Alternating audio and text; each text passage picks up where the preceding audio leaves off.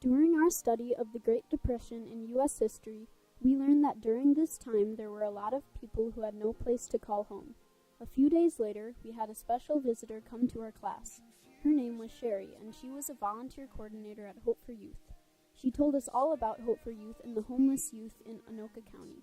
After Sherry came and talked to us, Mrs. Zake decided that we really could help this organization. So 18 of us 7th graders signed up to help raise money and awareness for the homeless people in our community. We brainstormed ideas of how we could help. We ended up deciding on a sleep out. That way we could get a little better feel for what it was like to be homeless. After we decided to do a sleep out, a few of the 7th graders went to Hope4Youth to interview Sherry, and we learned all about what we could do for Hope4Youth and the homeless. While we were there, we went around the building to see how Hope4Youth worked. All of this, basically we have a food pantry downstairs for the kids to shop in and 2 clothing closets. So when those start to get low, then we have an inventory team that comes up here and gets stuff and then fills it. So that's how that works.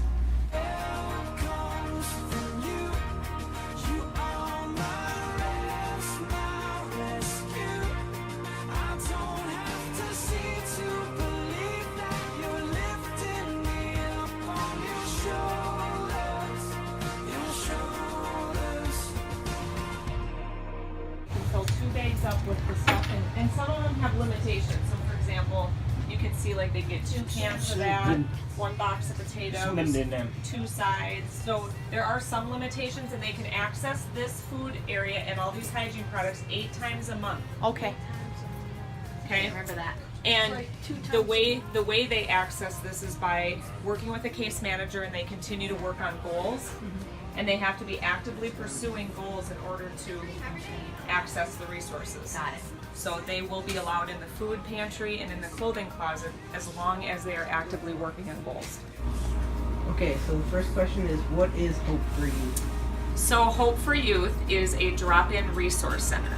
And so what that means is we provide resources being food, clothing, a hot meal, help finding a job, maybe help getting a driver's license, help with homework for kids that are currently homeless in Anoka County.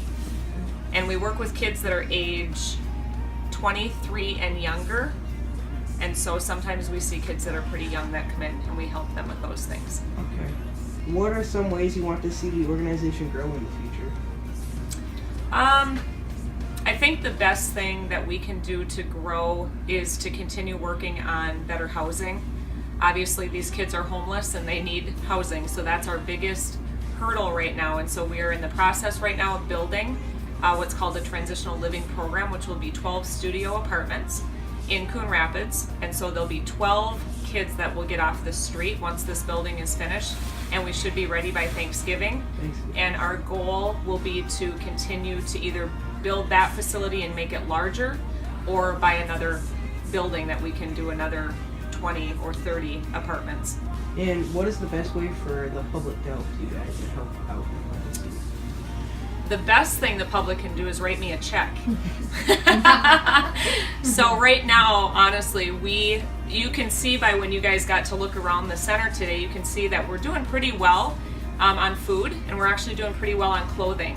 Our biggest need right now is finances, and that is because we are in the process of building this brand new building, and we need over $1 million to make that happen. And so finances are a big part, but every single day we're feeding these kids, and every single day they need hygiene products. They need, towels and washcloths, and they need soap and things that you get up and brush your teeth, I hope, every single day. And so those are normal things for us to wake up and grab our toothbrush and toothpaste, and these are kids that don't have those things handy for them. And so those are things that we still continue to need from our community every single day.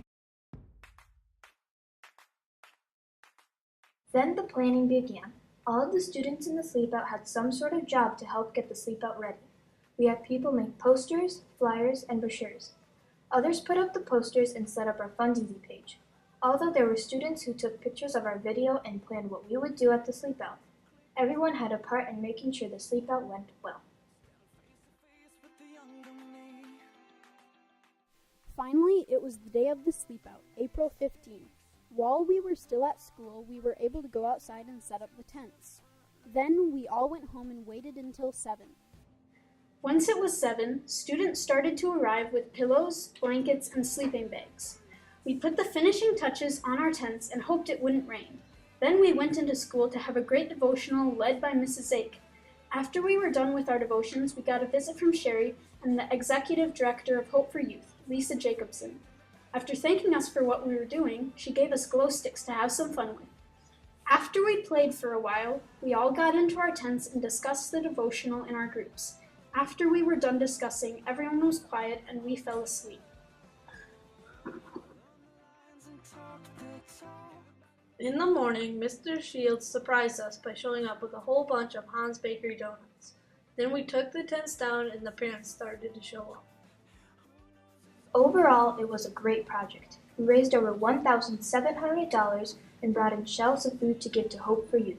It was really humbling to feel what it was like to not have a place to call home, and it really gave us a passion to help kids our age who aren't as privileged as us.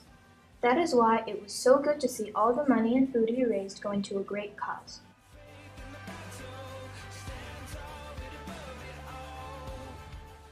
Learning about Hope4Youth, raising food and funds for it, and then sleeping out to get a little glimpse into what the life of homeless youth is like really changed my view on how good my life really is.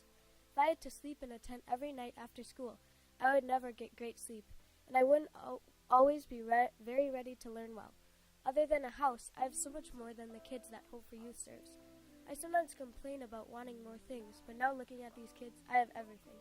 Sleeping out, although it is not much, helps me empathize a little bit with the homeless youth right here where we live. This whole experience, including the learning and fundraising that happened before the sleepout, has really helped me learn more about the reality of homeless even in our communities, and it is really great to know that there is Hope4Youth to help this problem. It is also great to know that we are helping too by raising money and getting food for Hope4Youth. Being a servant worker is not only satisfying to the person on the other end of your help, but also to you. I can say for a fact that it really feels good to have raised over $1,300 food and awareness for such a good cause.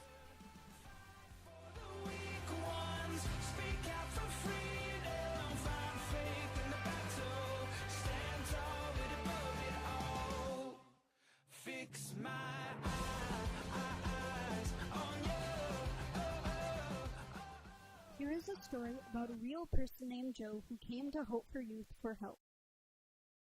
Joe has been receiving services from Hope4Youth for well over 2 years. He comes from a history of poverty, crime, and violence. Home was not a safe or stable place, and this led to Joe becoming homeless. Because of the support of Hope4Youth, Joe now has his own apartment and is working hard at other goals he has for his life. Hope4Youth continues to work with Joe every day and helps him understand how important his life is and gives him the encouragement he needs.